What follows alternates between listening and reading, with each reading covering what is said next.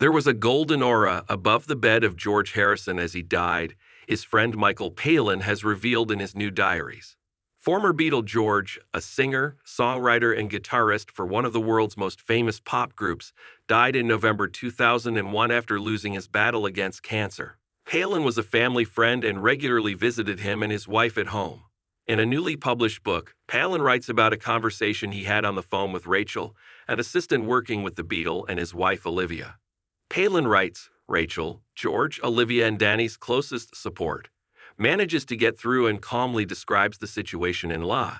George died at about 2 o'clock in the afternoon LA time, 10 o'clock in the evening UK time. She and Olivia and Danny were with him, as were other friends, including Brian Roylance, producer and publisher, who has been a stalwart over the last few weeks. They were chanting, and the place where he died was quiet. Rachel, George's assistant, apologizes for describing what happened then.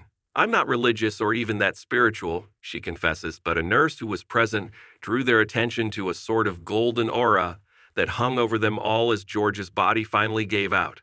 And they all noticed it, she said, and silly as it sounds, it was true. He had come to America, she said, because Americans don't want anyone to die. And so he had the most up-to-date and thorough treatment in New York and LA. But in the last 2 weeks, he had become steadily worse, weaker, and in increasing pain. I felt duly grateful to Rachel for the call, for her equanimity and good sense.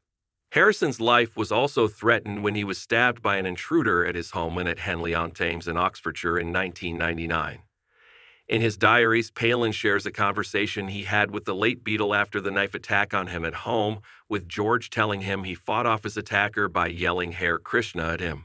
Palin writes, George had been told that the best way to deal with such aggression was to return it, so he yelled Hare Krishna at his adversary at the top of his voice.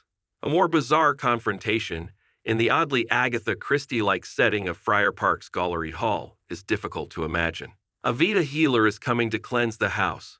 George takes refuge in a mixture of his Indian beliefs, his Vedantist side, and a fury at the state of a country which can't pay its nurses and ambulance men a decent wage. Every cabinet minister should be stabbed on New Year's Eve and have to go into hospital. Then they'd realize how hard these people have to work.